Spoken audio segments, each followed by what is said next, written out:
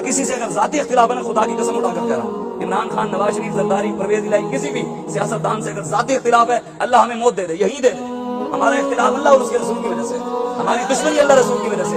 پہلا کلمہ جن کو نہ پڑھنا ہے، جن کو بسم اللہ نہ پڑھنی ہے، شہباز شریف کی اقوام متحدہ میں پوری دنیا کے سامنے دیکھ کر اس نے قرآن کی آیت پڑھی، قل یا عبادی الذین اسرفوا علی انفسہم لا تقنطوا من رحمت اللہ۔ 9 غلطیاں ہیں شاید، 9 غلطیاں دیکھ کر بھی نہیں پڑھنا ہے۔ انا آتینا نہیں پڑھنی آئی، بسم اللہ زرداری کو بسم اللہ نہیں پڑھنی آئی، کہتا بسم اللہ الرحیم۔ قل هو اللہ ان کو نہیں آتی، پہلا کلمہ نواز شریف کہتا لا الہ الا اللہ محمد رسول اللہ۔ عمران خان نے کشمیر کے جلسے میں پہلا کلمہ پڑھا، کہا لا الہ الا اللہ محمد رسول اللہ۔